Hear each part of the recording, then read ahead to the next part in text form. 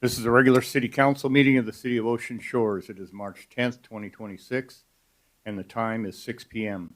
The meeting is being held at the Ocean Shores Convention Center. The meetings are simulcast and archived on KOSW Radio.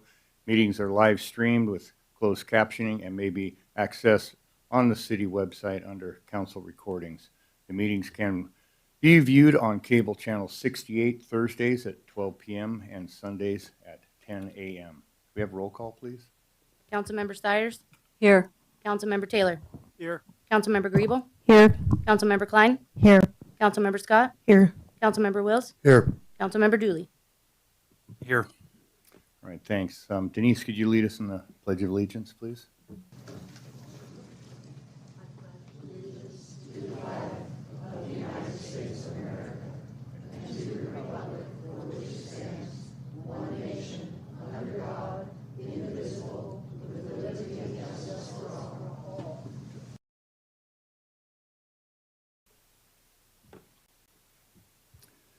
All right, next up is approval for the meeting agenda. Yes, Denise. I move to amend the agenda by moving item 15, library bylaws request, to follow item 4, the library board report, and by moving item 10, surplus public hearing, and item 12, surplus resolution, to follow item 14. Second. That's okay. Item 14, which is the request to execute the Century West Agreement. And then I move to approve the amended agenda. All right, we have a second. All in favor? Aye. Aye. All right, thank you. We don't have any ceremonies or proclamations. Announcements here, board and committee vacancies. We have 2 vacancies on the Parks Board, 2 Mayor. vacancies on the Planning Commission, 1 vacancy on the Fresh Waterways Advisory Board. Okay, go ahead. We didn't have an actual vote for the motion to amend. Oh, there I go, trying to get the meeting over quickly. I appreciate you. All right, so the amended was, the amendments were approved. Now we have to approve the meeting agenda. I get us. Okay. I move to approve the amended agenda. Second. And then we need to. All in favor? Aye. Aye. All right, thanks again. Sorry. Oh, thanks for bailing me out. What do you mean? Appointments, I would like to appoint Susan Delaire to the Fresh Waterways Advisory Board with council consensus. All right, thank you. I would like to appoint Robert Doring and Peter Noonan to the Planning Commission with council consensus. All right, thanks. Now we have the Library Board Trustee update presented by Library Director Keitha Owen and Board President Jeff Britton.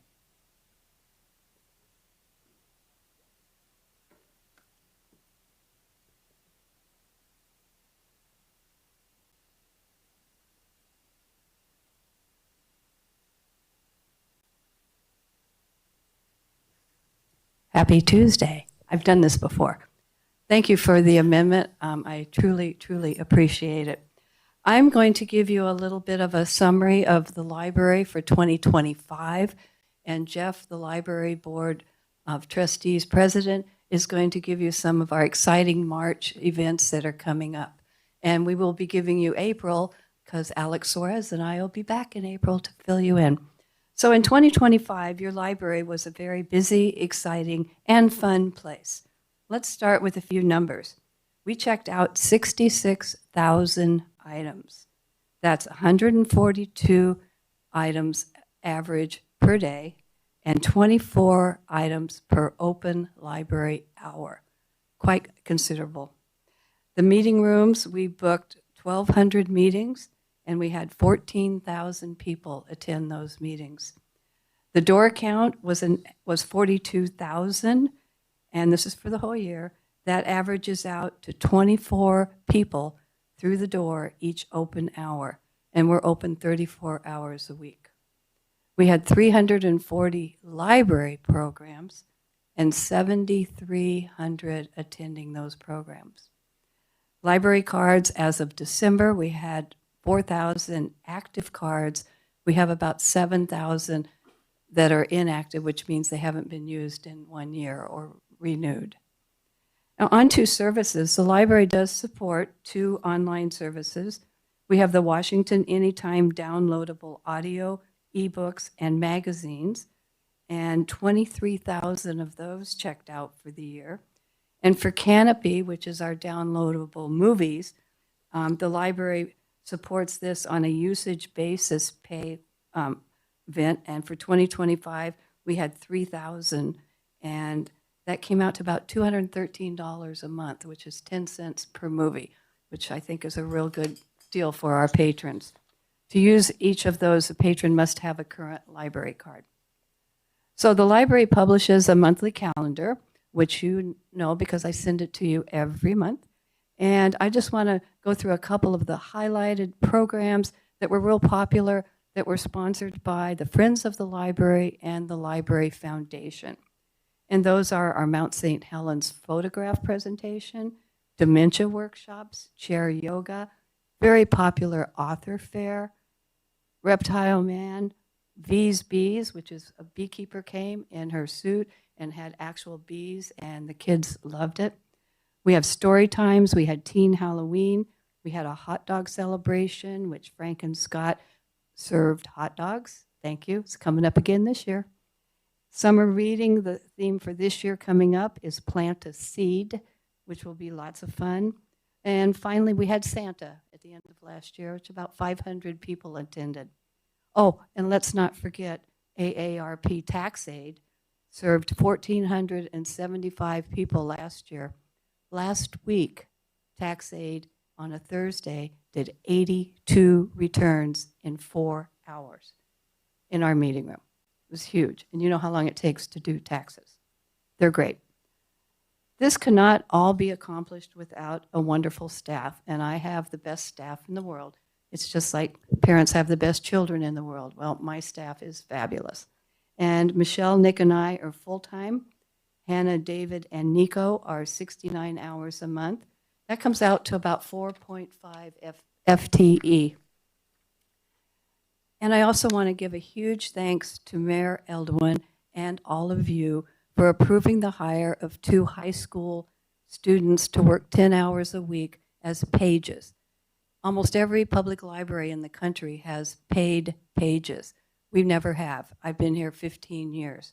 We now have these 20-hour pages. They're both high school students. They're fabulous.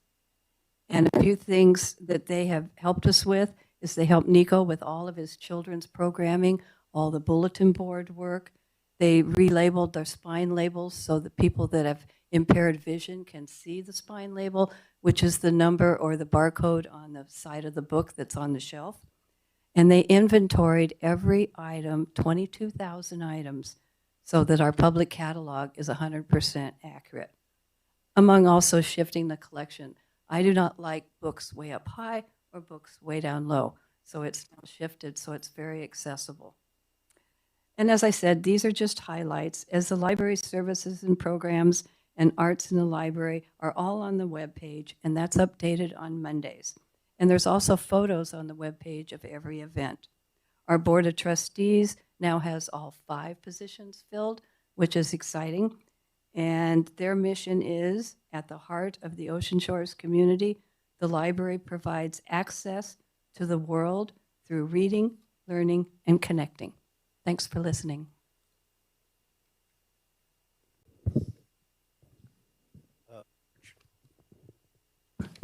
March events at the library.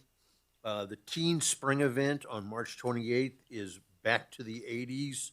There'll be a costume contest. The movie Back to the Future will be shown, and pizza will be served. Battle of the Funny Books runs March 15th through June 28th.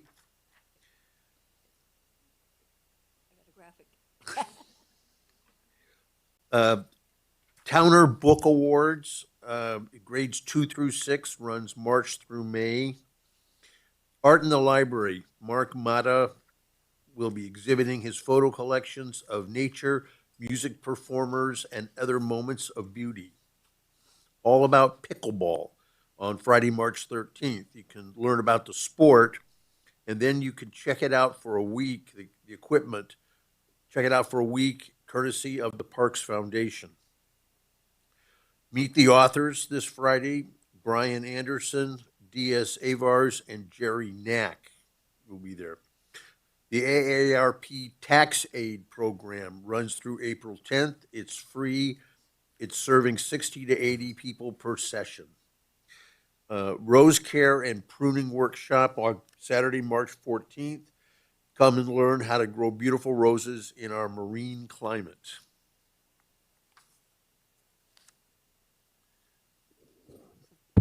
So that concludes that. So should I go on to the bylaws? Yes. Okay. Don't go anywhere. Thanks for the report. You guys are really busy. We are. Yeah, do a good job. I thought January and February were going to slow down, but they haven't. All right, so we're going to go to You all the, come in now. we're going to move to item 15 on that, and that's a request of the city council the city council of the city of Ocean Shores, Washington, to approve the library board bylaws presented by library director Keith Owen and library board president Jeff Britton. To start out, we have always had bylaws, and we have reviewed them annually. And this year, we reviewed them in terms of the new ordinance, number 1138, I believe it is. And the changes that we made, I will let Jeff explain to you. Okay, the first one is, per ordinance 1138, is that the Board of Trustees is an advisory board, not a governing board. Board meetings are now held in even-numbered months, February, April, June, August, October, and December at 3 o'clock, rather than once a month. I mean, once every month. And there is an annual review of the bylaws by the board. That's it. That's it. All right, we have any public comment? Seeing none. Council, any questions or comments? Yes, Lisa? I would just like to go ahead and make a motion to approve a request of the City Council of the City of Ocean Shores, Washington, to approve the library board amended bylaws. Second. All right, we have a second. Any discussion? Typically there isn't, so all in favor? Aye. All right, unanimous. Thank you. Thank you all. Have a good night. All right, next we have public communication to council is intended for communication to the city council regarding general council business or policy not on tonight's agenda. Address comments or questions to the city council body, not to individual council members, staff, or audience members. Please limit your comments to 3 minutes. This is not a question and answer time, and the council cannot engage in conversation with the public. Personal attacks, abusive language, slanderous remarks, or disruptive behavior will not be tolerated. No person may use a public comment for the purpose of campaign advertisement. The time will begin once the citizen has started their public comment. At 2 minutes, they will see a green light, followed by a yellow light indicating 30 seconds remain of their public comment period. The red light will notify the reader that the comment time has ended. Order of public comments will be individuals attending in person, individuals attending remotely. General public comments, whether in person or remotely, will continue in the usual position on the agenda. If the agenda item has been removed, public comments regarding that item will be addressed following the conclusion of general comments. And who do we have up first? All right. Good evening, Mayor, Council, citizens. We have 10 in-person public comments and 1 online for general comment. And the first is Denise Schubert, Tall Elks fundraiser, Ocean Shores Lodge, holding a St. Patrick's Day party. Good evening. My name is Denise Schubert, and I live in Ocean Shores, and I am an active member of the Elks Lodge here. We joined Elks because of the camping that they allow at their different lodges. That's why we joined. That was the only reason we joined. But we found out that these people are such nice, giving people, They do fundraisers throughout the year. They give scholarships to our local high schools. One of the programs they have is called the Tall Elks Program, and they raise money. And we're not the only one, it's a whole Elks deal, okay?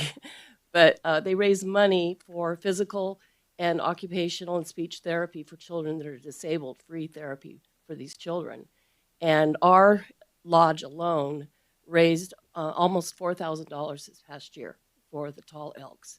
So we're having a St. Patrick's Day party this Saturday. It starts at 5 o'clock. Tickets are $25 for dinner and dancing, and all proceeds from the ticket sales goes towards the Tall Elks. So it's open to the public. You're all invited. So hope to see some of you there, and you'll see what a great group of people the Elks are. Thank you.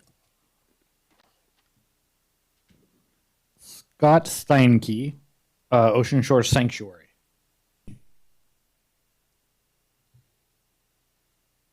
Mayor, council, and all those that can hear me, I come here today as someone who has enjoyed Ocean Shores for several years now. Great tourist and recreational community. Awesome people who selflessly serve. Over 34 churches in the community who show diversity of the love of God. Many flavors of cuisine. You could pick a food, and most likely Ocean Shores will be able to get it for you. Shows diversity and acceptance of culture. Entertainment, well, there isn't enough nightlife for the nightlife. You got miles of beaches, kite festivals, clamming, fishing, tours, carts, and golf, accommodating all of everybody that comes here to Ocean Shores. Don't get me started on the arts. A very accepting, activity-filled getaway community. That's what Ocean Shores is. Both sides of this sanctuary controversy have valid, real concerns about administrations they support or oppose. Both have varied ways of showing their support. You've seen it, you've experienced it, you're living it.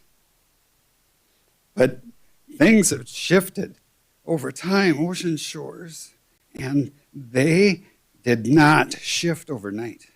And they did not shift on their own. Organized efforts are at Ocean Shores doors. They're in Ocean Shores politics. They're funded outside of Ocean Shores. They're documented in detail in my written comments, and the links to the sources are there. The attached playbooks and its source. I ask each of you to read it.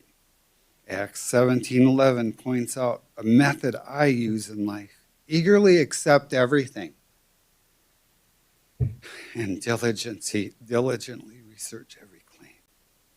Omissions to truth cause division in community, family, and lifelong relationships. My written submission reveals what's been omitted.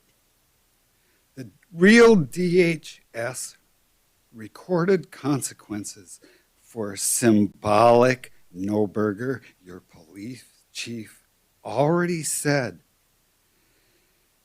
Please table this, Sanctuary City. Table it permanently. That pledge you took, that's an oath. That's time.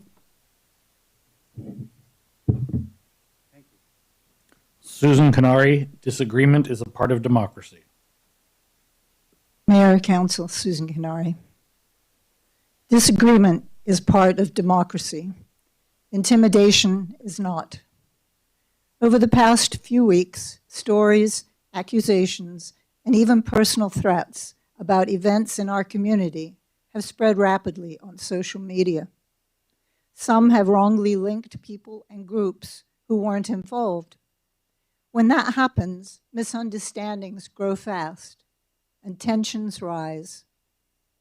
At the last council meeting, that tension became personal. A city employee in the audience verbally harassed me while he was wearing a shirt with 45-47 and FAFO. In today's climate, most people understand FAFO to mean fuck around and find out. Wearing a confrontational message like that in a public meeting doesn't encourage dialogue. It signals intimidation. To date, city administration has not publicly addressed this incident. When behavior like that occurs in the chamber and goes unacknowledged, it sends a message to the community about what is acceptable here. Moments like that linger. They remind me how quickly accusations and heated words can spiral. I've seen it happen before.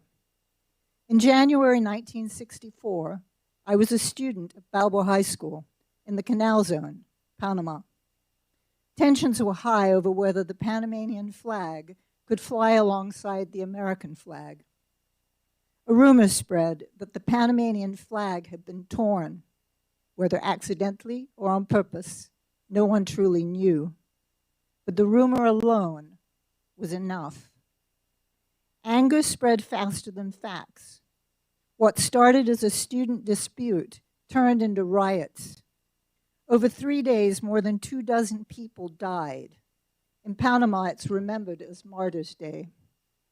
I don't compare our town to that tragedy. I share it to explain why I take escalating rhetoric, public blame, and threats of personal harm seriously. Conflicts rarely begin with violence. They start with words, misunderstanding, seeing the other side as the enemy. Once a crowd is in motion, it's hard to call back. But we can do that here in this room. This chamber isn't a battlefield.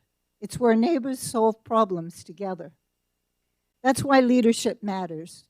The tone set by our elected officials and administrators shapes our entire community. In moments like this, the responsibility to lower the temperature begins here. Thank you. Angie Miller, Meeting Conduct and Welcoming City. I've never been here before, but after I observed the meeting, the last meeting, I was appalled. There was no control over that meeting. There was no clearing the room. It was embarrassing for our city. It's embarrassing for tourism. The meeting previous to that, when I observed that meeting on the television, I was appalled at the bigotry and the assumption that anyone with skin of color is not welcome here. It really disturbed me.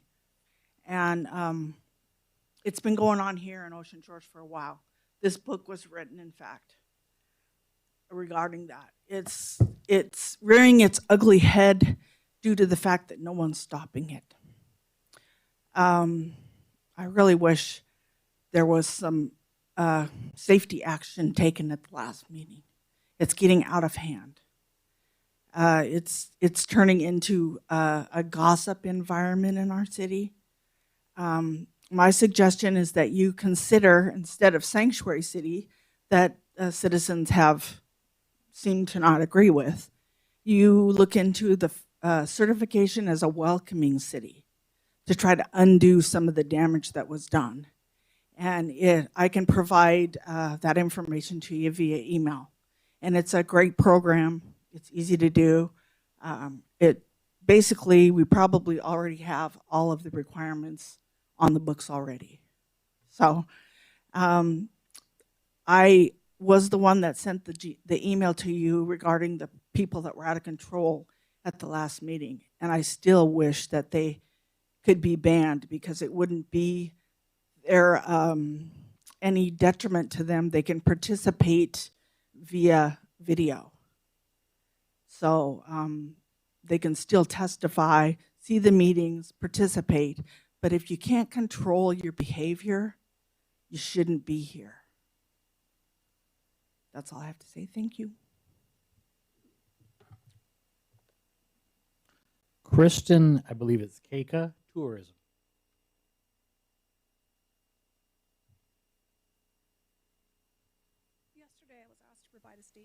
regarding an incident that occurred last month involving soldiers from JBLM. We need you to talk into the microphone because otherwise the radio won't hear it. Sorry. Sure. Can we start all over? Okay. Yesterday, I was asked to provide a statement regarding an incident that occurred last month involving soldiers from JBLM. I have been back and forth with our legal counsel and have prepared the following. I have worked with that military installation for well over a decade. During the visit in question, a few soldiers were standing in the parking lot of a coffee shop on Point Brown, observing the surrounding area across the street and in both directions. A few minutes later, they noticed 3 individuals walking in our direction in the median and away from a group of protesters who were further down the road. After picking up our coffees as we were leaving the shop, we heard yelling. 3 individuals were crossing the street from the median, 2 of them yelling, "You do not belong here," and calling them murderers. At that point, we proceeded to the van and left the area. None of us have any issue with people exercising their right to protest. We also had no involvement in whatever was being protested that day or any other day. I have no idea who these groups are or who any of the people in them. I have since been told that a couple of people were upset that the names and the contact information of these soldiers were not given to them.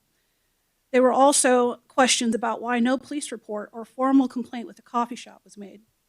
The situation did not rise to that level. We simply left the area and continued with our task. Filing a police report or lodging a complaint over individuals yelling at them was not something they felt was necessary. They were here to do one thing and to complete that task and move along. And that is exactly what we did. Additionally, no professional under contract is going to give out names and phone numbers to their clients. That's a good way to get fired by those clients or sued, depending if they're under NDA. Someone also suggested that these soldiers may have been mistaken for ICE because they were wearing their ACUs. What I can say is that the soldiers were here for a professional purpose. They were evaluating whether to send resources and funding to this area, something that could just be easily redirected somewhere else.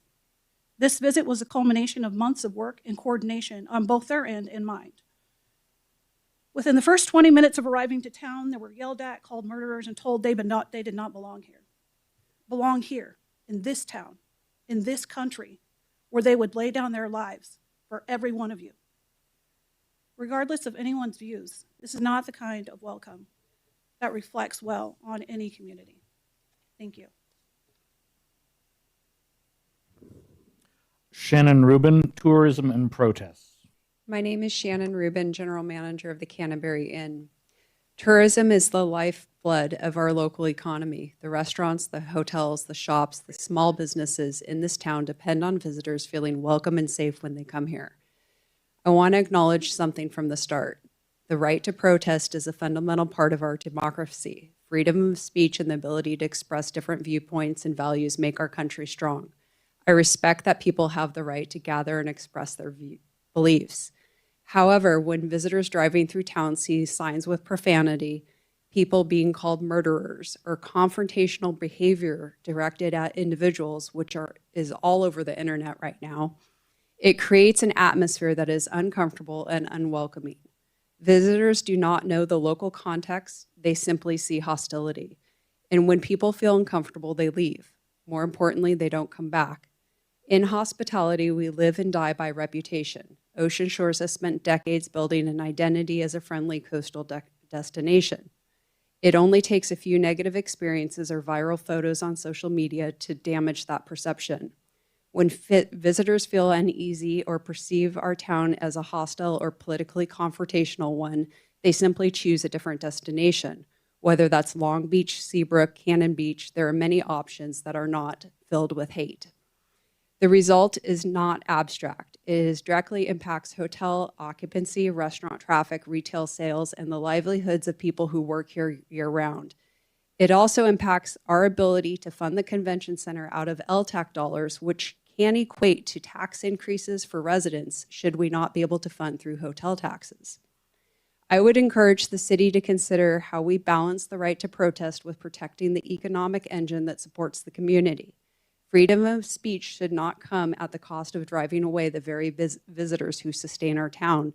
We're going into spring and summer. My hope is that we could find a way to maintain the important right to protest while also preserving the welcoming environment our town depends on. At the end of the day, we share a common goal, a healthy, vibrant community. Protecting our tourism economy while respecting free speech is part of that balance. I'm very concerned going into the spring and summer. People will turn right around if they do not feel welcome. Additionally, I wanted to thank you for starting the hotel inspections. I am sure that they are eye-opening, and I appreciate the opportunity to better improve ourselves from them. Thank you. Jan Hyatt, North Jetty.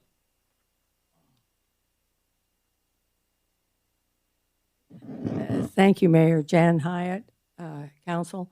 It's also something else on these comments too. I made two there.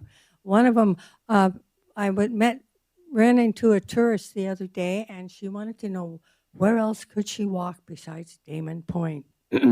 And we got her a map and showed her how she can get out to the North Jetty.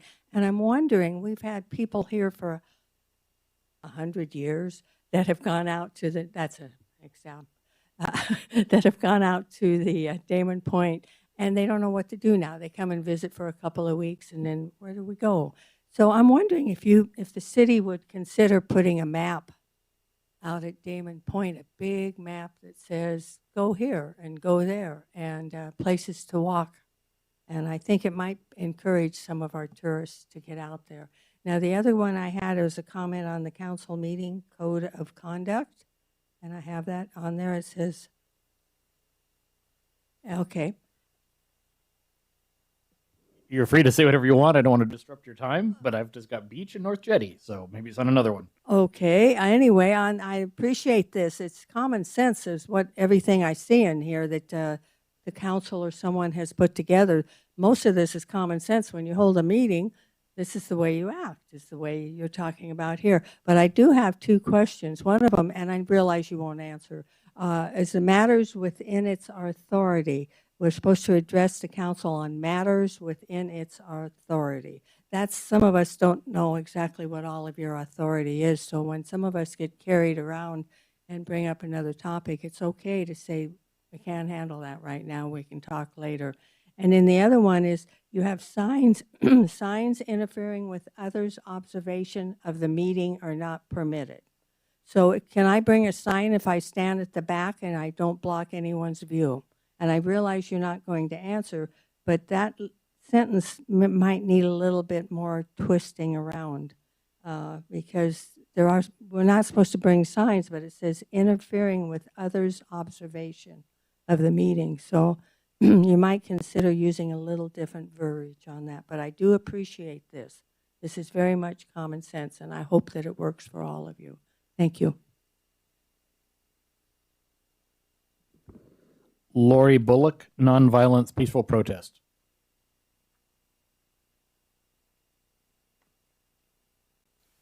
I'm here tonight to address the vital importance of the First Amendment and the principle of nonviolence in our community. The First Amendment ensures that every individual has a right to speak freely and to peacefully protest.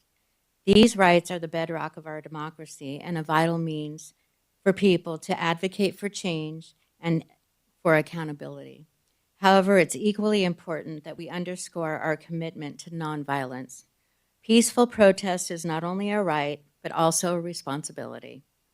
We must ensure that our community remains a safe place for open dialogue and peaceful assembly. Local government has a duty to protect these rights while maintaining public safety. The means fostering an environment where all voices can be heard and where peaceful protest is supported and protected. We must also recognize that nonviolence is what allows democracy to thrive. When we stand together peacefully, we strengthen the bonds of our community and ensure that our voices are heard in a constructive manner. I urge the Council to reaffirm its commitment to protecting both the First Amendment of rights and the principle of nonviolence in our city. Thank you for your time.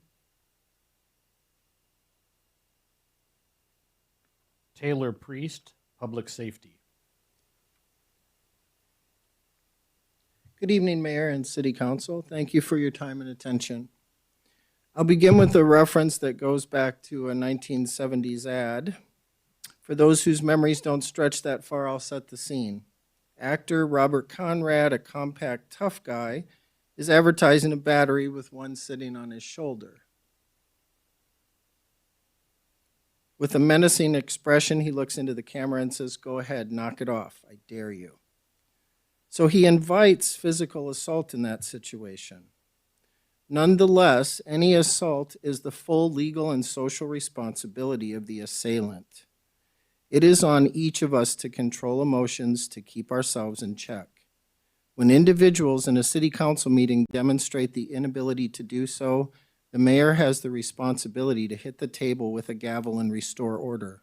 It is on the mayor to call for the removal of disruptors, but it seems the gavel is selective. Either the mayor was giving his friends a break when he failed to follow through on the promise of maintaining order that started the meeting on last Tuesday, 2 weeks ago, or he thinks OSPD can't handle crowd control. In either case, someone else should wield the gavel if the mayor isn't up to doing so fairly. The men who jumped from their seats should, at the previous council meeting, should be banned from future meetings. They can participate via Zoom to exercise their First Amendment rights, so other people don't feel the need to do so.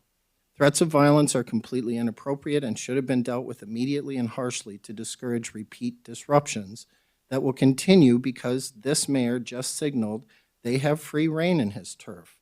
They are protected, yet the same mayor speaks of healing the divide in Shores. When you keep making the chasm wider by standing on one side, there is no trust. When a mayor fails to hire a new police chief behind closed doors, trust erodes. When he refuses to meet and listens only to those he already agrees with, there's no reason to trust. A final thought from a Chinese proverb for all of us to think about. Anyone can take this or ignore it. The man who strikes first admits that his ideas have given out. Thank you for your time. Sylvia Fain, why you mad, bro?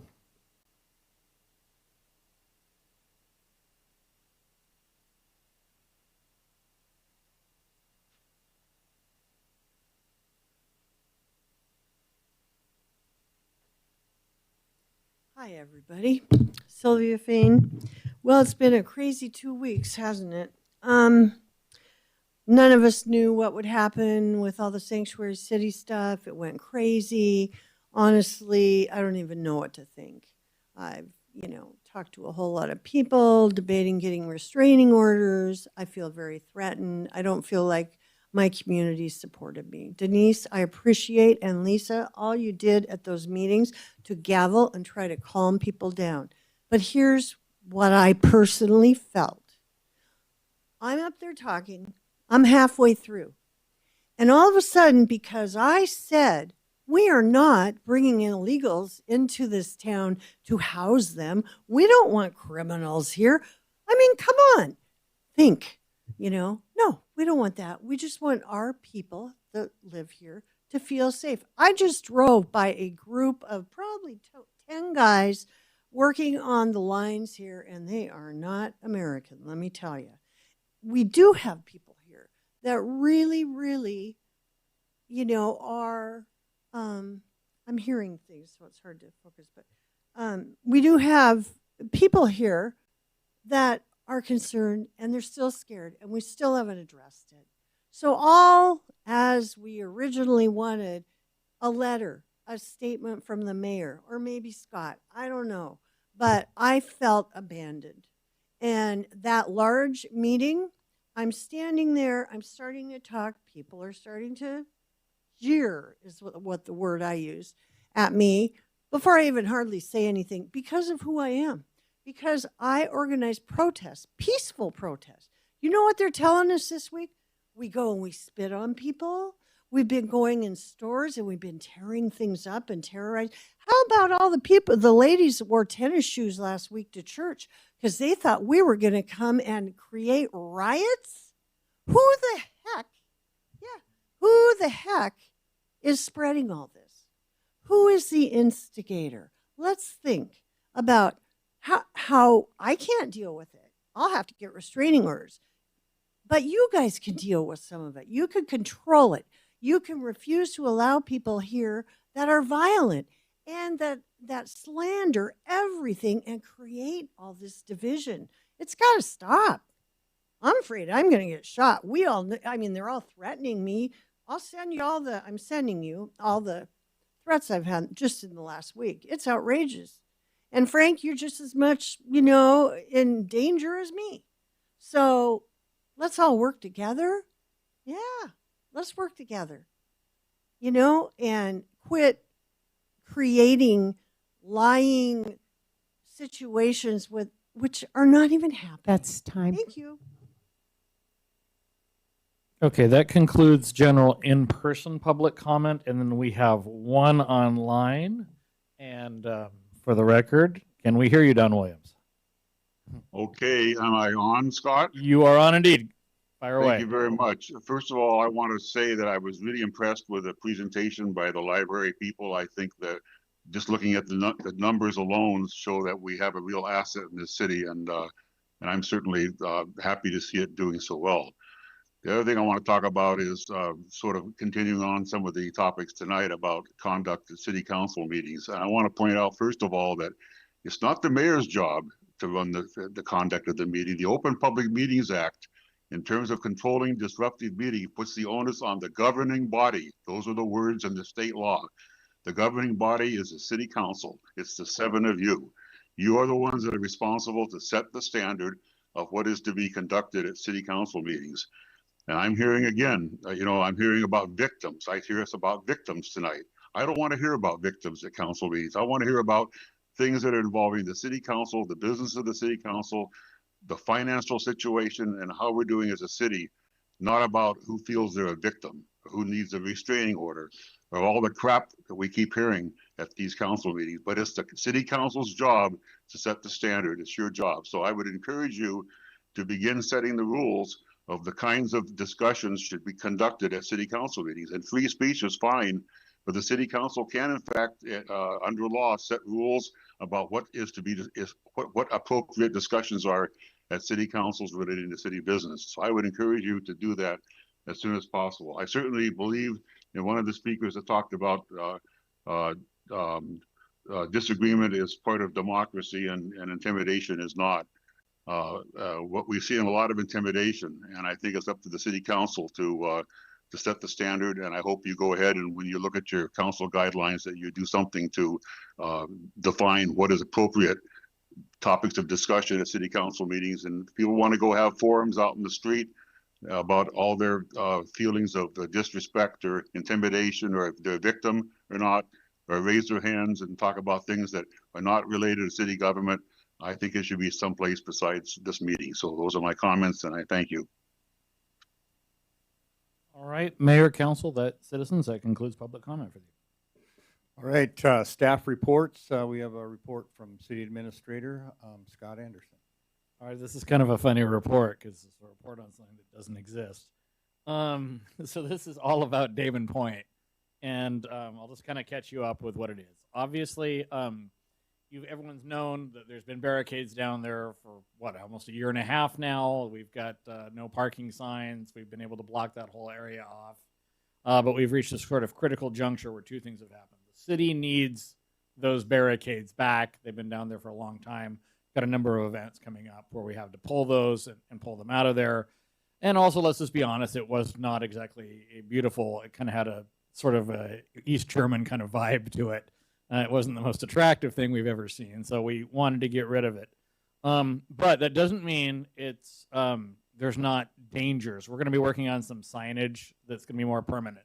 So the first thing you'll notice is there's no sign from the Department of Natural Resources that says welcome to Damon Point, because if you go out on the beach, and you are allowed right now to go on the beach, you can go out there and go on it. But remember, do not trespass on the tribe's property, on the Quinault Enterprises property, which is the camping zone, and do not go too far to the right. Don't go past the first house on the right, because that is private property technically. So you can go out on the beach. The berm is only about a foot in height there, but the first thing you'll notice is there is no Damon Point. It is gone. It has simply ceased to exist. It is moved over. It is an island.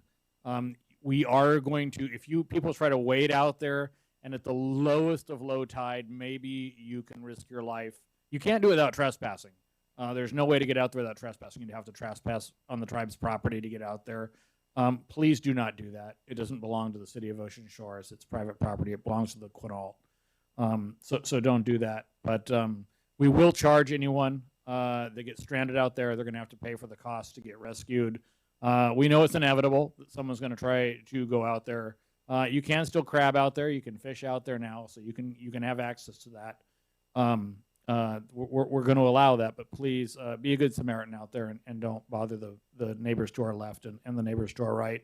And be safe. Don't try to get out to Damon Point. You're going to end up getting hurt, if not killed, out there.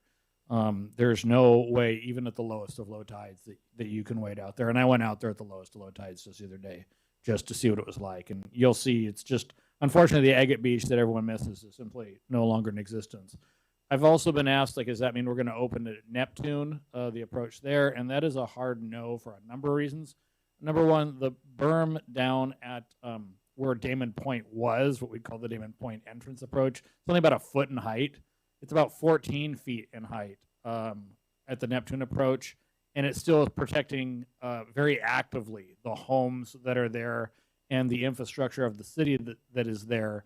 Anytime someone slides down it, anytime someone goes down it, it's going to knock cobble, it's going to knock rock into the ocean, it's going to weaken that berm, it's going to weaken that structure, and it's also just flat out dangerous. It's 14 feet in height. If someone falls down there, they're going to sue the city. So that is going to remain closed. But you are free to go out and take a look at what was Damon Point. Sorry, it's going to be disappointing, but the one thing we don't control is the Pacific Ocean around here. And it is what it is. So that's just my report for tonight. People want to know the rules. That's what they are. I'll have more to say about that at the Public Safety Committee meeting, where I'll have our police chiefs and our fire chiefs to elaborate more, and that is next week. I just want to add that's a very narrow piece of beach. Okay. Basically, where the road is, you can follow that down to the beach. Anything to the right or the left is trespassing. So, just want to make that point. We've got our chief, Brian Ritter, coming to talk about the Washington Survey and Rating Bureau report.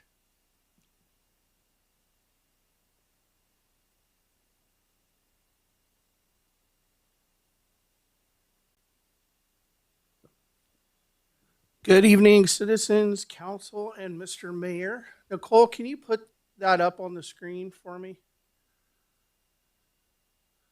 It's hard to read. All right, I'll just kind of go through this. So every 5 years, the Washington State Rating Bureau comes into the city, and they assess the fire department, the water supply, and our Grays Harbor 911 communication center.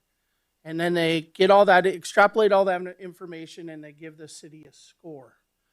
Previously, the south end was at a 9, and obviously, I mean, it's 1 through 10.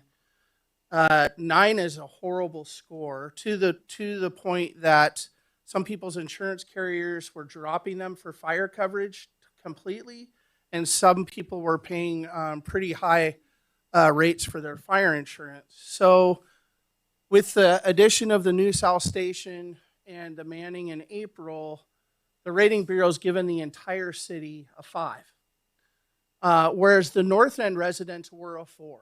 Now everybody is gonna be a 5, which hopefully those people down at the South End will see some relief. Now, not all insurance companies honor the ISO or WSRB. I just talked to Journey Insurance today. They said if you're going from a 4 to a 5, you might not even notice anything at all. But it's when you start getting to the 8, 9, and 10, that's when you'll see serious changes to your coverage, or in fact getting dropped from your fire protection coverage. I do want to point out that on the report that was written to Chief Ritter, there are some items that I would say came up that were addressed, and they're all labeled. And so on this report, which will be available, I've given kind of a reasoning behind some of the dings that we got. But it wasn't far off from the report in 2020. I mean, we didn't do horribly bad. In fact, I think we did fairly well being at a 5. We're right in there for a lot of other communities. But one of the things we got dinged on was fire pumper capacity. We only got 60% on that. And that has to do with the amount of water that will be able to flow on a first alarm. The issue with that is we don't have the people to take the apparatus to the fire vent to pump the water. So that was kind of an issue. It has to do with the amount of water supply needed and staffing to adequately suppress the fire. And so we got 60% on that. Preventative maintenance on our rigs, we got a 74% on that. And what that has to do with was we get our rigs pump tested annually. They come and check our pumps, make sure everything's working. One of the things that we ended up missing was we have foam on one of our engines, and they didn't test the foam. And so we kind of got dinged on that. One of the things we got dinged on was a reserve ladder truck. We don't have one, so they dinged us on that. And staffing's at 19%. So that obviously came up. Our stream devices, so our master streams and all of our fire streams, we got 96%. Equipment, pumpers and ladder truck, we got 87%. There were issues that came up with the training, and one of the things that I had to do to mitigate overtime was I had to cut holdover training. And holdover training is when a crew is coming off shift to go home and another shift is coming to work. That crew that's going home can get uninterrupted training for 3 hours where they're not going to be going on calls, and they can dedicate themselves to company level training. But I had to do something to reduce overtime without violating the contract, and that was the only thing I could do. So we had to cut some training, and that came out in the report. Our pre-fire planning and our fire inspection, we're getting better with that. A lot of this is working with new technology and making sure things are current, and that we're doing things, we're staying within the parameters of code and documentation, and technologies and reporting have changed quite a bit, but we have an individual in there now, Andrew Mills, who's doing a tremendous job. We initially, during this report, they wanted to give us a 6, and Andrew and I worked really hard to get us to a 5, and we're working hard right now to hopefully get us to a 4. Other issues that came up, fire operations, like 49%. Again, I'll have this report for you to look at. And I would also like, if you do look at this report, I'd also like you to compare it to the 2020 report so you can see the differences of where the strengths and weaknesses are coming out. We got 100% in fire code inspections.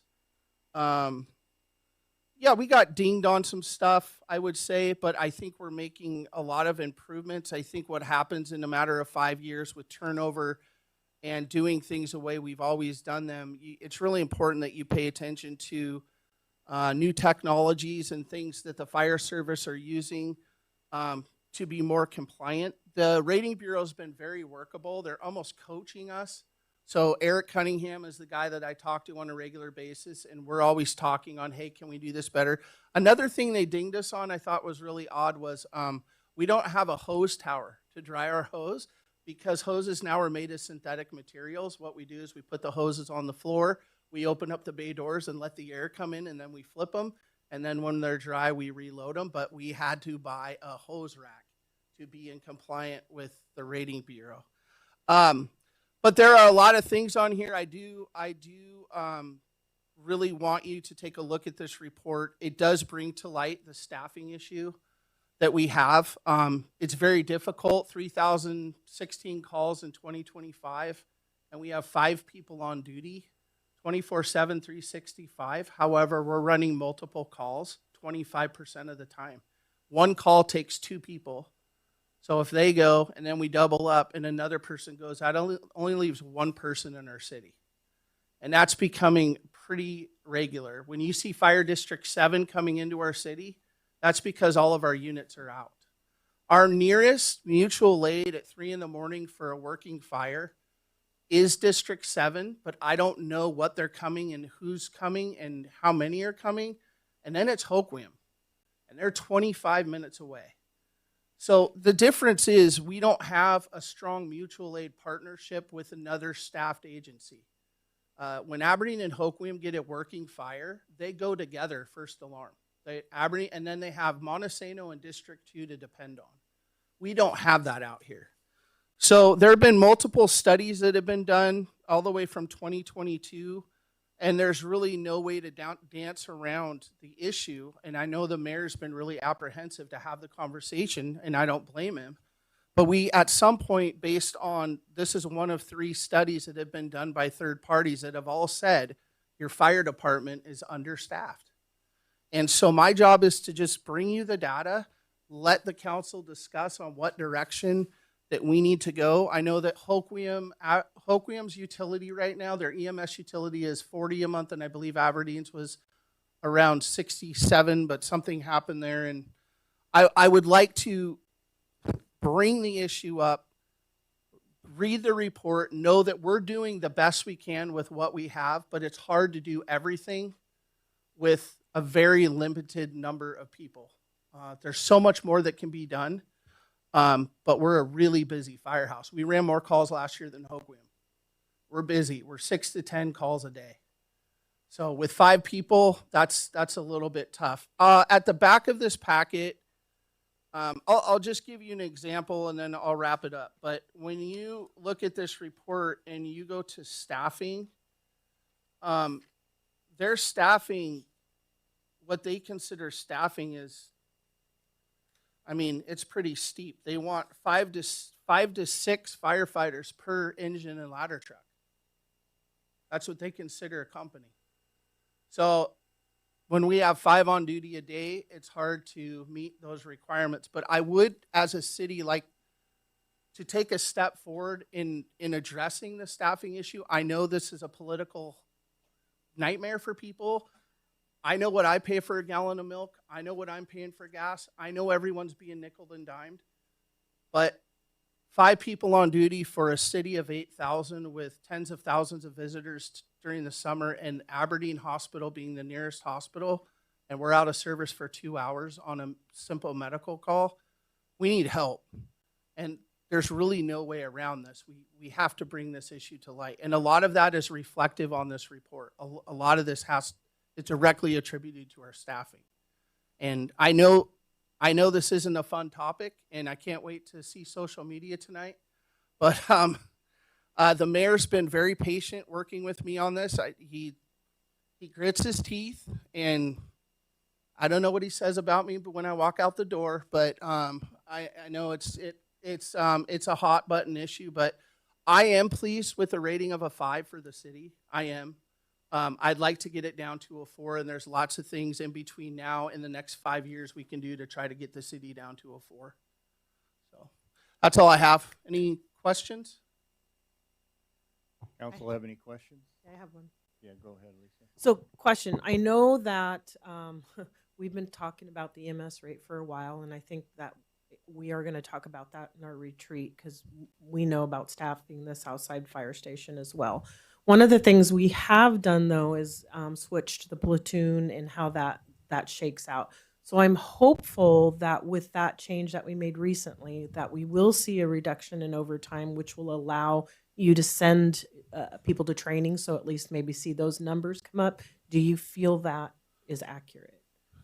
Yes and no. The no part of my answer is the fact that we're so short on medics, paramedic firefighters, that currently with the new platoon system, every time a medic is sick, it's overtime on every shift. If I have one medic sick, it's paramedic overtime. And I don't know how, I know you are, but I don't know how privy people are to PFMLA and family medical leave. But when somebody has a baby, they can take 3 months off. Intermittently, they can choose when they take that time off. That's overtime. Somebody blows their knee out off duty, and now they have to go in L&I, and that's a nightmare. That's overtime. So right now, what we're facing really is a paramedic shortage. If we could get some firefighter paramedics in the door, that would cushion that overtime blow, because right now it's literally if one medic calls in sick. So, but to answer your question, on the long term, this new schedule that was negotiated with the city, it gives people more time to recover. And so the new generation really appreciates the work-life balance, and that prevents burnout, right? So when they're going on 8 to 10 a day and they're, doing their thing and they're doing it for 48 hours at a time, and there's not enough hands to help lift because that's just the way it is. We see back injuries and things like this, but with the new schedule in the long term, I think it's giving more people for recovery. That way they won't get burned out and they'll, come back to work and excited to work. But there's a lot of issues that we don't as a city have control over when it comes to people not coming to work, LNI and PFML and things like that. But I do think in the long run, it's a benefit for the city. Just right now, it stings a lot because we're so short on medics. Brian, we do have people going to, I'm pointing at you, not the clock. We have people going to paramedic school right now. We do. I've got looking at a lateral transfer for another one. Yes. So right now I'm filling a vacancy, and we're testing on the 20th. I have, for the first time since we've done that schedule change, we initially had 9 applicants, but I have 6 lateral firefighter paramedics. And that means these people came from other fire departments to test for our organization, and they are ready to go out of the chute. So right when I hire them, I just have to give them a little bit of how we do things in our organization and how our county works, and they're off and running. So I'm going to fill her position, hopefully, close to the 20th afterwards, offer a job. And then from then on, we're fully staffed, technically. But we all know our city's grown. We're at 8,000. So, yeah. All right. Go ahead, Kurt. I had a couple questions. You said staffing was at 19%. Can you clarify what that means? Well, out of 100%, we're at 19%. So we only have 19% of what it's. In 2022, the study recommended that we have 33 full-time members. That was in 2022. Mm-hmm.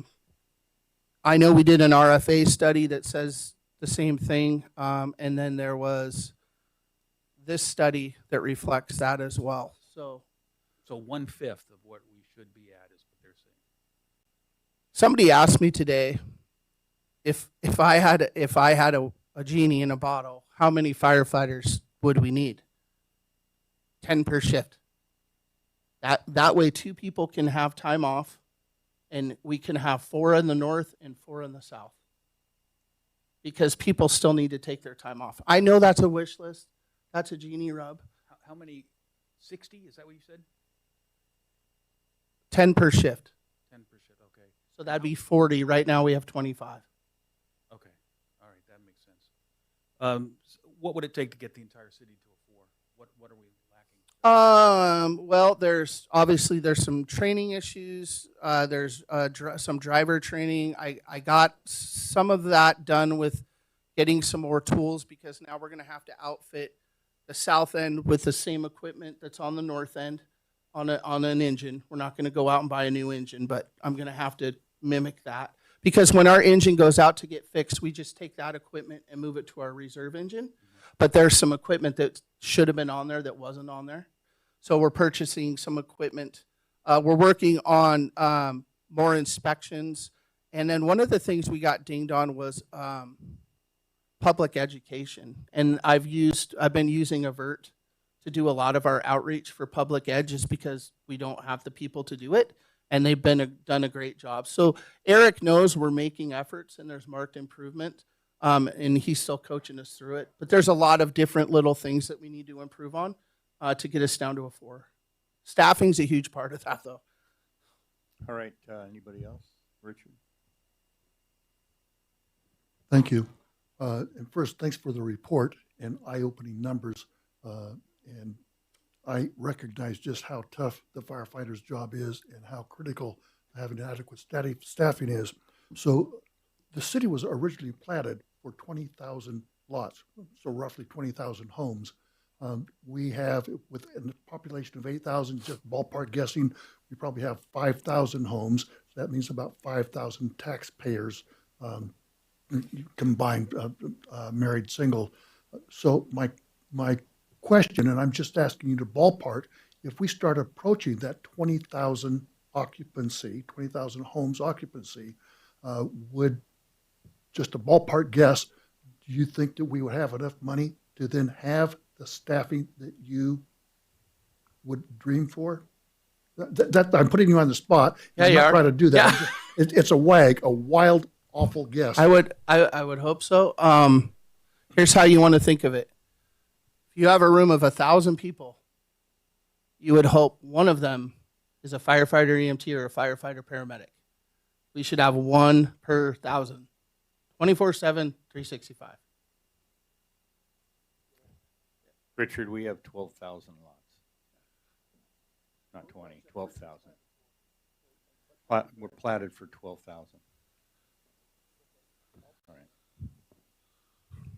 Any other questions? So to wrap it up, sorry, Mayor, to wrap it up, this is a public document. You can read it. I am not, nor is the city trying to hide anything at all. I'm an open book. All I can do is bring you data and numbers, and the decision makers will make their decisions based on what they feel is right. All right, we'll move on to council liaison reports and council committee reports, and we'll go with Lisa Scott. Thank you, Mayor. I asked to go first tonight because I wanted to make a statement about this discussions we've been having on Sanctuary City. Councilmember Wills brought this to City Council to be placed on an agenda, and it was brought forward at agenda setting, and the majority of us did not approve to put it on the agenda. Then Councilmember Wills asked to bring it forward as a community discussion, which we did. I was very hopeful that because he did that, there would be some movement coming forward to put it on our agenda, to bring it up. This has been very divisive. I know you guys are wanting us to make a statement, make a decision one way or another. So I'm asking this tonight. I'm kind of a little out of order because this is during the liaison reports, but I wanted the ability for each one of the council to say something tonight if they so choose. But at this point, I'm not going to be bringing this forward. I'm not going to be bringing a motion. I believe Chief Logan so stated in our community meeting that we have laws on the books. They're there. They're enforcing the laws on the books. We took oaths of office to not only uphold the United States Constitution, but the Washington State Constitution. I have every faith in our police department that they are going to act within the law. They're going to not step outside the laws to risk their accommodations or anything else. I believe we have those laws in place. And I, for one, am looking forward to moving beyond this and focusing on issues that are really important to the city. We just listened to our fire chief discuss some of the main issues we're going to be looking at in the upcoming budget cycle. We've got some big decisions to make as a city on expenses and aging infrastructure, and I believe our time would be better spent discussing those items than going down a national political debate. And I'm sorry, I just feel that there maybe are better places to have this conversation than at the local level. All right, Kurt? I signed warrants and I attended the recent meeting of the Fresh Waterways Advisory Board where they heard a presentation on solar-powered water circulation devices that may help reduce algae without the use of chemicals. Also discussed a canal cleanup plan beginning with Fishhook Canal and received an update that the city's canal maintenance boat should be operational soon once replacement parts arrived. I also met with the mayor and the city administrator, attended Veterans Coffee on Monday, attended a meeting of the Voice of the Shores group where several local issues were discussed. Met with 2 citizens on separate occasions, one at his office and one at a coffee shop, to hear their concerns and ideas. All right, Richard. Thank you. So a couple of things I'd like to address. And first, I appreciate the comment about who's in charge of the city council. By RCW, that's the mayor. He's the chair of the council. the comment that the governing body, well, by RCW, I interpret the mayor to be the governing body. He's the person with the gavel. So I was a little offended by that comment. The other comment I wanted to be, it's a little bit off of the specific topic is, and thank you, Mayor, for addressing how many lots we actually have. That's an old memory from years ago on the Planning Commission.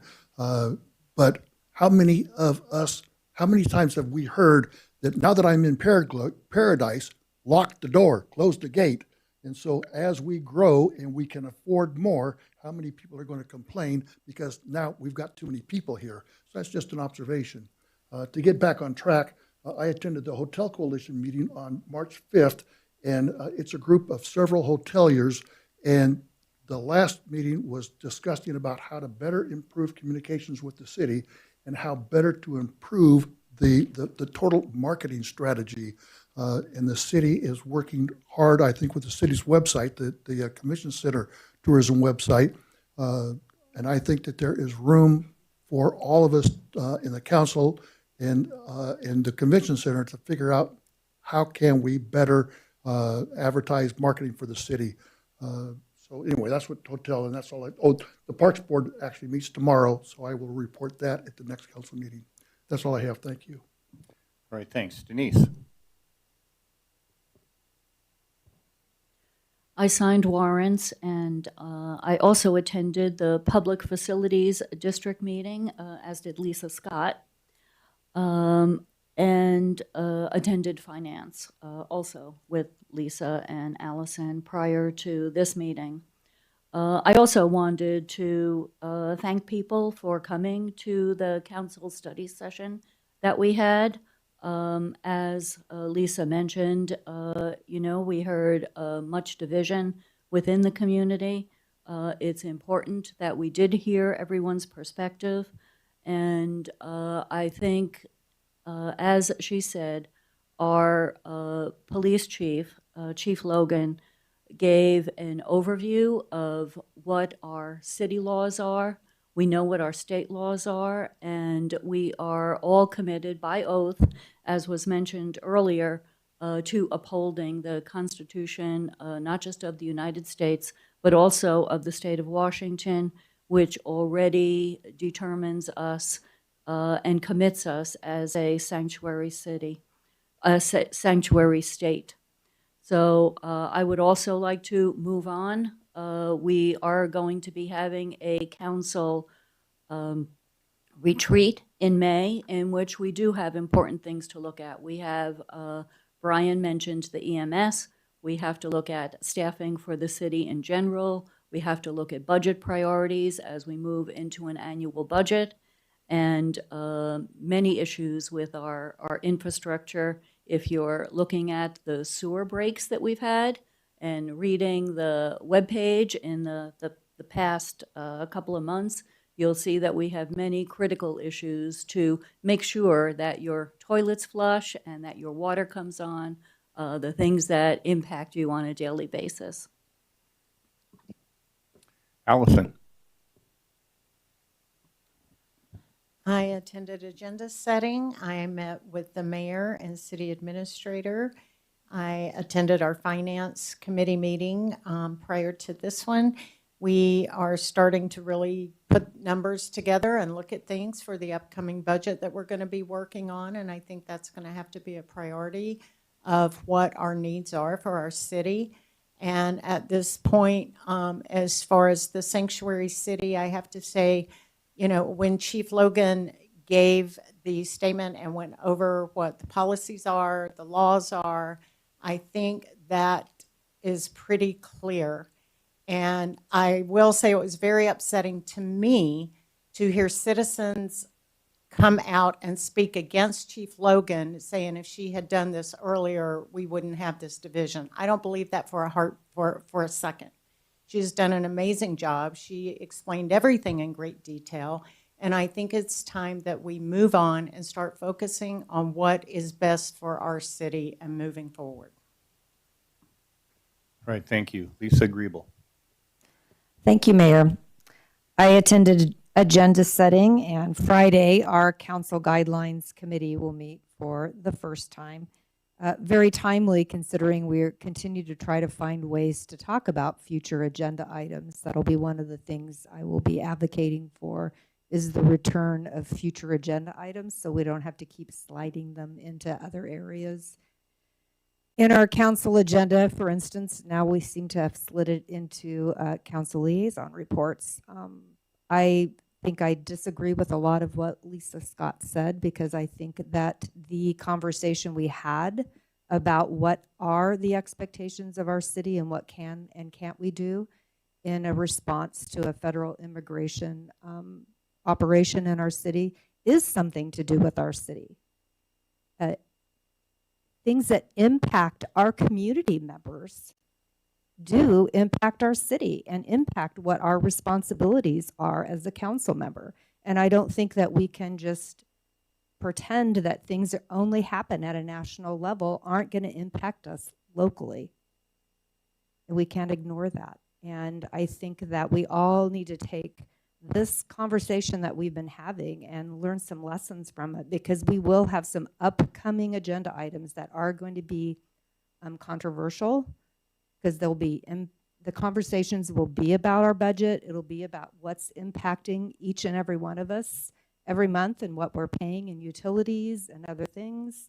And that can be pretty heated and controversial. And we need to think about how are we going to have those conversations in a civil and constructive way. Tom? I've had some conflicts with my meetings I supposed to have attended, but I will review. I've kept my mouth shut pretty good for a lot of things, but at the same time, sorry, at the same time, I've grown up in different places, worked with a lot of different people, nationalities, beliefs, and one thing I found that when you look at the people and you talk to the people and you leave politics as much as you can out of it, you can get along with anybody. And politics is always a downfall for a lot of relationships. And I think it's time that we start looking at, is a person a good person that you're talking to? Is their life good? Do they love their family and work hard? And what I've been seeing around the country is they're taking out their hatred for whatever it is. And I think it's wrong on both sides. So I've stepped out that far. Thank you very much. All right, Mayor's report. So at the December 2025 meeting, the council approved cancellation of the March 24, 2026 meeting due to conflicts with the convention center schedule, and simultaneously rescheduled. The next council meeting is going to be March 31st of this month. So it's been moved out a week because of conflicts here with the convention center. And I guess all I can say is George is just doing too good of a job, because he's booking this thing constantly. So we're happy with that. Consent agenda. A motion to approve. Motion to approve the consent agenda. Second. All right, all in favor? All right, thanks. All right, we have no old business, new business. There's an ordinance of the City Council of the City of Ocean Shores, Washington, authorizing the mayor to execute a quitclaim deed to accept a real property donation of parcel number, I'm not even going to go through all that, located at 1069 Fairwood Drive within the city limits of Ocean Shores, and I'll be talking about that. So an individual came into my office, called me first, and set up an appointment, and he's moving out of Ocean Shores. He had sold a few properties here, and he had one left, and it's basically a swamp. It's off of Fairwood. If you've been down Fairwood, you've probably seen some of the properties there. Got a lot of water on them and stuff. And he wanted to donate that to the city. And so we said, sure. We don't know if it's going to fit for getting credits to develop land because that's got a lot of wetlands on it, piece that he's donated to us. And so, you know, it was free, so I said, absolutely, I'll take it. And we'll see if we can make that work with some of our mitigation credits that we need. So that's pretty much all I have to say. Is there any public comment about that? All right, seeing none. Council? Yes, Kurt?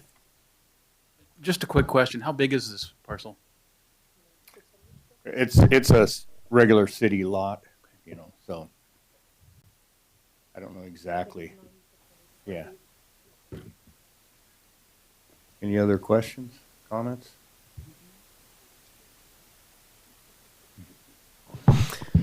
Yes, Lisa? I'd like to go ahead and make a motion to approve the ordinance of the City Council of the City of Ocean Shores, Washington, authorizing the mayor to execute a quick claim deed to accept a real property donation of parcel number 093301005200, Division 17, Lot 52, Block 10, located at 1069 Fairwood Drive within the city limits of Ocean Shores.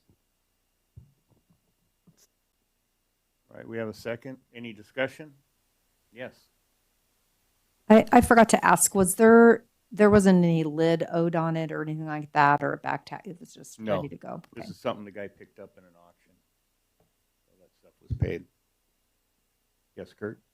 I don't know if this has anything to do with anything. I was just probably asking more out of curiosity than anything. Is that lot a member of the community club?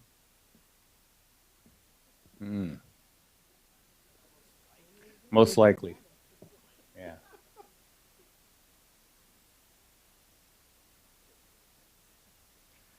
You want it? All right. Any other questions or comments? All right, all in favor? Aye. All right, unanimous. Thank you. All right, next up, we have a resolution of the City Council of the City of Ocean Shores, Washington, confirming the Washington State Department of Transportation Aviation Division that the City of Ocean Shores commits to providing matching funds for the WashDOT Aviation Aid Grant for design related to the Automated Weather Observing System, AWOS, project at Ocean Shores Municipal Airport. It'll be presented by our city administrator, Scott Anderson, and our Airport Advisory Committee Chair, Richard Sires. Richard, if you just want to come out and take a seat. I think on this one, I won't really need your help, but just in case. So just two things. One, I apologize to council. If we would have done this on March 24th, this would have fit into that next agenda. The 31st is sort of the closing window for when everything is due to the FAA. It has to be turned in on April 1st. So when we moved that meeting, we had to amend the agenda to add these two items.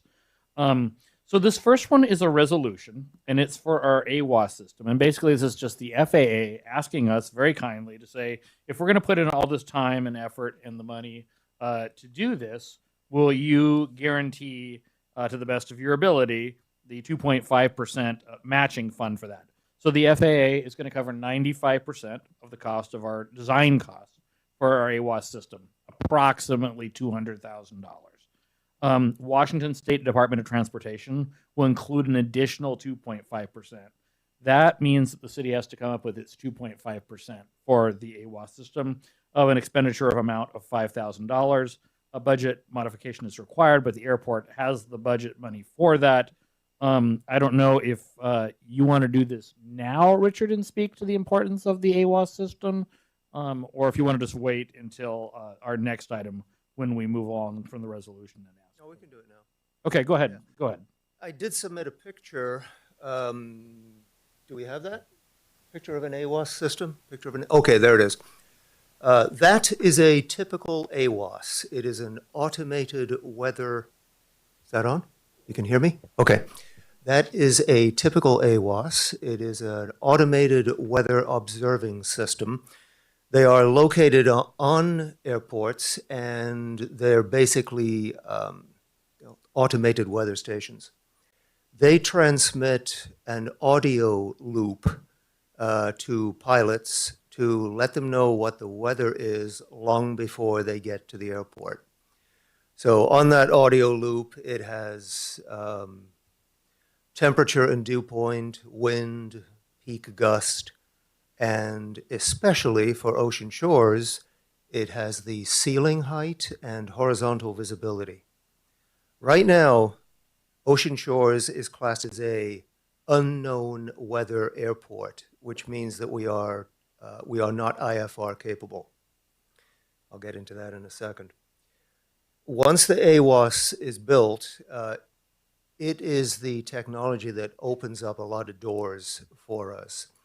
The most important one, which would be the primary advantage for the city, is it would enable medical helicopters to get in and land at the airport when the weather is down. So, for instance, life flight helicopters coming out of Hoquiam, if they cannot see across the bay to see what the weather is like here, and they launch, and then they get here and find that the weather is below minimums, they have to turn around and go back, which means that critical time is lost while the ambulance is sitting there waiting for the helicopter, and then they find out that they can't land. So that is the primary advantage to having the AWOS.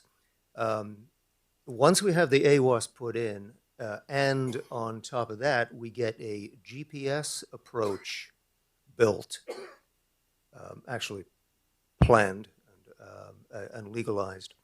It enables the helicopters to get down to a 200-foot ceiling and a quarter-mile visibility, which is really low. So that would be a real enabler for the medical helicopters. Also, looking further out, once we have an AWOS, there are two more things that it does for us. These are not certainties, but in my opinion, they're definitely coming. One of them is drone delivery by Amazon. They are not going to launch out of Hoquiam or further east to their new distribution center in Elma. They're not going to send their drones out here unless they know what the wind is. An AWOS system will give them legal wind. So that will be a real enabler for them. And the second one is the eVTOLs that are likely coming 2, 3, 5 years out. I've spoken on this before. That industry is developing massively. It's a multi-billion-dollar industry. Joby and Archer are the big players in that industry right now. And their vehicles would be automated air taxis, pilotless air taxis from here to SeaTac Airport, many other places. But likewise, they will not come here unless they have legal weather, and that's what the AWOS system will give us. So there it is. All right, that's good information, thanks. Public comment, do we have any public comment out there? Seeing none, how about council? Yes, Richard? Simple question, and Scott may have the answer. We're going to spend $5,000 if we approve this for the design. Is there any idea what the actual installation will cost once it's designed? Yes, it'll be about $300,000. That 95% of that will also be paid by the FAA, so we will not have to do that. I think our share for that we have marked at install about $17,500 that we've boxed in that the city will have to spend on the install of that. Worth every nickel. That will not be that will be not in this. We have a CIP for our improvement plan for the airport. That won't be in this budget year. That will come in the next budget year. This is just for design. That whole process will probably take about a year. Thank you, and my response is worth every nickel, just based on what Mr. Sires just told us, getting more aircraft able to land here. Thank you. Any other questions or comments? Yes, Lisa? I'd like to go ahead and make a motion to approve a resolution of the City Council of the City of Ocean Shores, Washington, declaring certain miscellaneous equipment. Nope, I'm in the wrong one. Sorry. It's wrong in my book, so I apologize. It's in the wrong place. A resolution of the City of Ocean Shores, Washington, confirming to the Washington State Department of Transportation Aviation Division that the City of Ocean Shores commits to providing matching funds for the WashDOT Aviation Aid Grant for design related to the Automated Weather Observing System, AWOS project at the Ocean Shores Municipal Airport. Second. We have a second. Any comments? All right, all in favor? Aye. All right, unanimous. Thank you. I was in the wrong spot in my book. All right. Richard, we may need you one more time. Yeah, we got the second one coming up. We're back to back here. We have a request of the City Council of the City of Ocean Shores authorizing the mayor to execute a professional service agreement contract with Century West Engineering Corporation for the sitting and pre-design of the Automated Weather Observing System, AWOS, presented by Scott Anderson and Richard Sires. Okay, so just to back up a little bit, Century West Engineering is a company that the City of Ocean Shores has been using, and they are our on-call airport service when we have all kinds of technical issues. They're extremely good, I'll be honest. Back in July, we had to put out a bid nonetheless to see who would like to. We had to renew that contract for our on-call service engineers. And we thought we were going to get a number of proposals. We had like 6 different companies reach out to us. I kind of wanted Century West because I just think they're so good. They're so responsive. I've never had a problem with them. And it turns out we only got the one. So that's on your packet on page 153, 154. And Richard and I scored that. Very happy to have them back. What they're asking for tonight is this is a $34,450 contract that we can do the siting and the pre-design for what we just talked about during the resolution. We will get this $34,000 back, or at least 95% of it back from the FAA, but we have to put the money up front for it. But basically, they're going to be the ones that are doing all the preliminary work and working with the FAA, liaisoning with the city, and making sure that this is all designed properly, that we can install this AWOS system. And Richard, I don't know if you wanted to add anything to that. No, that pretty well wraps it up. Installing an AWOS is, you don't just walk out to the airport and plant it wherever it seems good. There are very specific requirements that the FAA has for siting an AWOS. Typically, there's a 500-foot radius, so the wind is clear. But in this case, we have no such location at our airport. So siting is going to require a deviation from those requirements, which Century West is going to help us with. Yeah, it's also going to have a backup generator for the runway lights. Yeah, so Century West is, all of my dealings with them, like Scott said, they're very competent. They're worth the money. Yeah, in fact, we've actually gone and moved them. We're using them for other projects now that are non-aviation related just because they've been so responsive to our needs. I will, just for the sake of transparency, tell council that once we install that AWOS system, this will require an annual visit by the FAA, actually 3 visits in total, but 1 with an FAA member. And there will be an annual operating cost of about $6,500, which will come out of the airport budget. But I just want council to know that before we vote on installing this. Yeah, another thing you might want to notice is that building these things is very expensive. That's going to be many hundreds of thousands of dollars, but the FAA pays for nearly all of that. And when they're done and the thing is fully functional, they give it to us. We own it. So. All right. Any public comment out there? I don't see any public comment. Council. Yes, Lisa Griebel. Thank you, Mayor. Scott, can you just remind me which budget this is coming out of again? It's coming out of our airport allocation budget. So we have money set aside in the airport. And then, of course, that will be reimbursed. So we will spend this money, and then we'll get about 95% of it back. Right. Yes. Go ahead, Denise.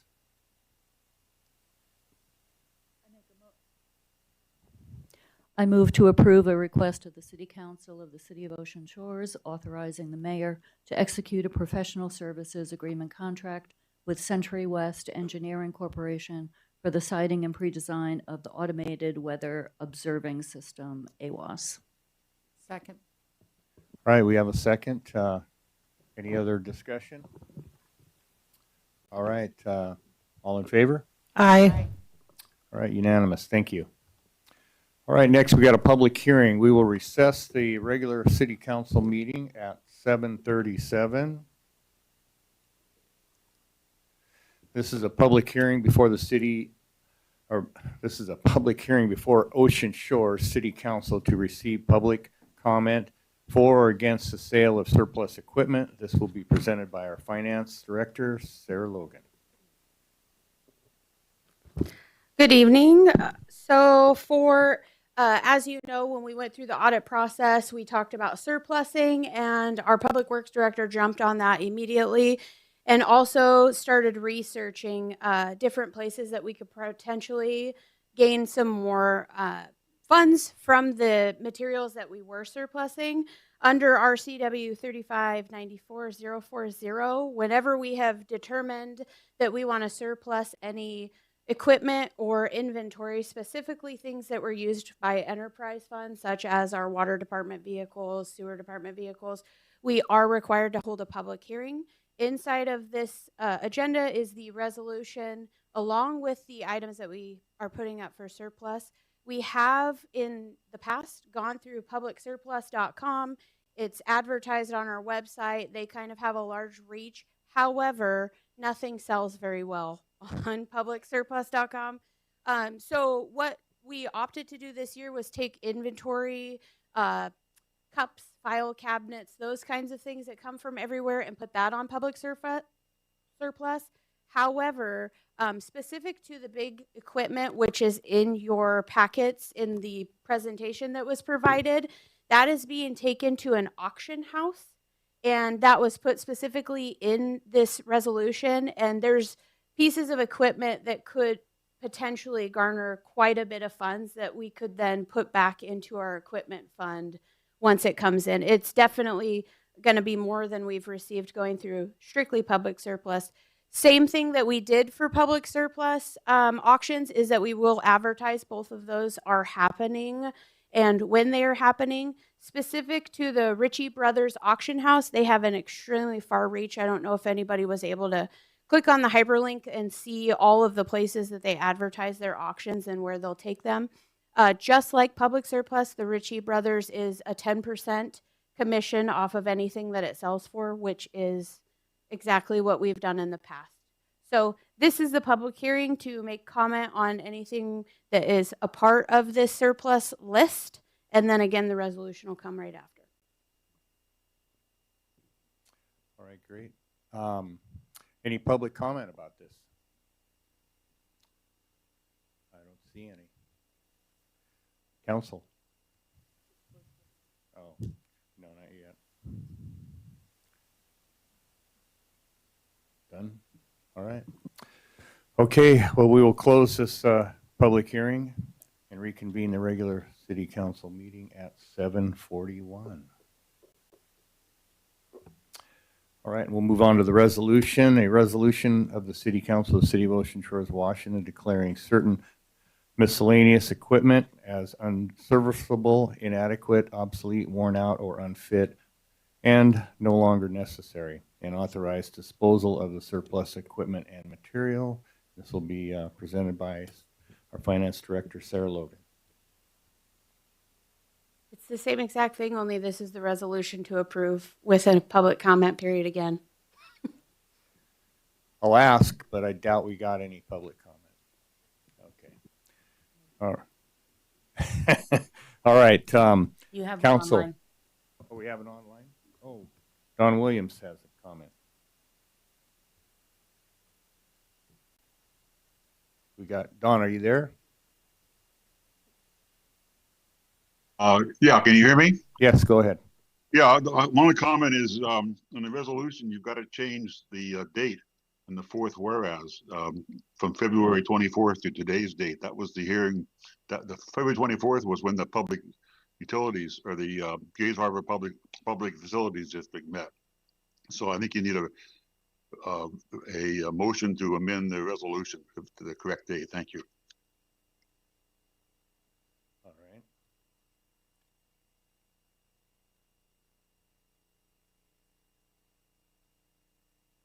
What do you think, Sarah? I don't need a motion to change it. Okay.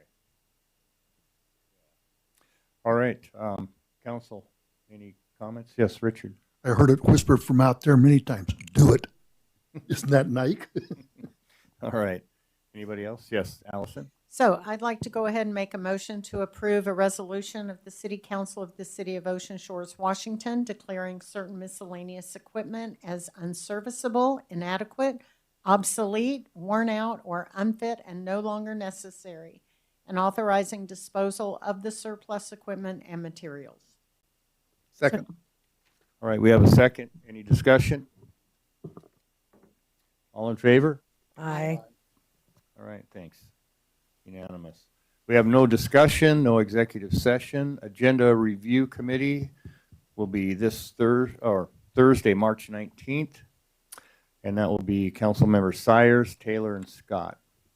So for good of the order, we'll start at the other end. Tom. I think I've already said what I needed to say today. Thank All you. right. Lisa Griebel. Thank you, Mayor. Just a reminder that we're moving a meeting in March because, yay, the convention center is busy. But I'd like to reiterate the need to explore what kind of technology or things we might need to purchase in order to actually run an efficient meeting someplace else and when we have to. So it's good that the convention center is getting used quite a bit, but we also want to be able to continue to move forward with our city business. So that's just a question I'll continue to pursue are there things or items or technology we could purchase in order to have an efficient meeting run in another venue? Right, Allison. As a fellow Elk, I would like to encourage everyone that can to attend the event because Tall Elks and the work they do with kids at no cost to the families is so worth it. So if you can, please go and support that cause. Denise. A couple of things. I wanted to remind community members that our LTAC applications are open until March 31st, and we're looking for new and creative ideas for our tourism. Also, thanks to Keitha and the incredible staff at the Ocean Shores Library for what they do. And as Councilmember Griebel already mentioned, we are starting the Council Guidelines Committee, and that's Councilmember Griebel, Councilmember Klein, and myself. Lisa Scott. Thank you. First off, I just want to congratulate Officer Beebe, who retired this week from the Ocean Shores Police Department. A lot of people know him in the community, and he has served us well, and I just really appreciate all the years of dedicated service, and he will be missed. Not by some, not by everybody, but by a lot of people. Second is, most of us see the what's been going on online, specifically Facebook and the different groups and what people have to say. I really wish we'd get back to a point of just being as respectful as humanly possible. And I'm going to go back to when we were receiving lots of ethics complaints on council several years back. One of the things that we said was, did you hear it? Did you see it for yourself? If you don't repeat it online. You weren't part of it. You're spreading the gossip. You are part of the gossip. So stop. If you didn't see it and didn't witness it, please don't say it. Everybody's seeing us right now. We're on a spotlight. I want us to get back to where we are a friendly place that people want to visit. And I think sometimes repeating gossip online and things you weren't a part of or didn't see does hurt our community and stops people from coming. So it's one thing to make people aware, but just remember to try to be as respectful as humanly possible. Thank you. Thanks for that. Go ahead, Richard. So a couple of things. I want to riff on what Lisa Griebel had to say. And in the past, I remember that we've had, I think, 1 or 2 council meetings at the Lions Club. And if there's high-speed internet there, what else would it take to make that a viable place as an emergency backup? And it's just something for us to think about. I think that we have beat Sanctuary City almost to death. I have a parting comment. If everybody had actually read what was in that agenda packet, Richard, me, said, let's have a discussion. Richard did not say, let's make this a sanctuary city. And so the conclusion that everybody jumped to was if everybody had actually read what Richard had said, then all of the negative comments just wouldn't have happened.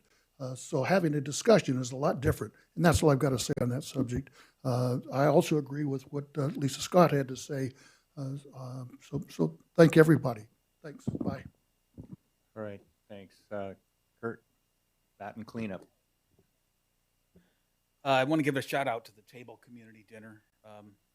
The food and the sense of community there are both very fulfilling. Tonight, they're every Tuesday at 5 p.m. Today's was enchilada night, and it was good. I also want to take a moment to recognize the Fresh Waterways Advisory Board for their excellent work that they've been doing. Look at them over there with their little uniforms and everything. They're so cute. One thing people may not realize is Ocean Shores is 38% water. Between Duck Lake and our 23 miles of interconnected canals, our freshwater system is one of the defining features of this community and an important part of how the city functions. It's one of the reasons why the work of the Fresh Waterways Advisory Board is so important. Over the past several months, they've been taking a very close look at the conditions of our lakes and canals, reviewing the Herrera report, and beginning the process of identifying possible long-term solutions. These are complicated issues that affect water quality, infrastructure, and the long-term health of one of Ocean Shore's most unique assets. I've been impressed with how thoughtfully and professionally the board has approached their work, and I appreciate their willingness to quite literally get their feet wet on the issue. Advisory boards like this play an important role in helping the mayor, the staff, and the city council work through complex topics before decisions are made. The Fresh Waterways Advisory Board has set a really strong example of how that process can and should work. So I want to publicly thank the members of the Fresh Waterways Board for their dedication and their volunteer time. All right, thanks. We have an excellent committee for our waterways. We're done with good of the order. Can I get an adjourn? Motion to adjourn. All right, we're adjourned.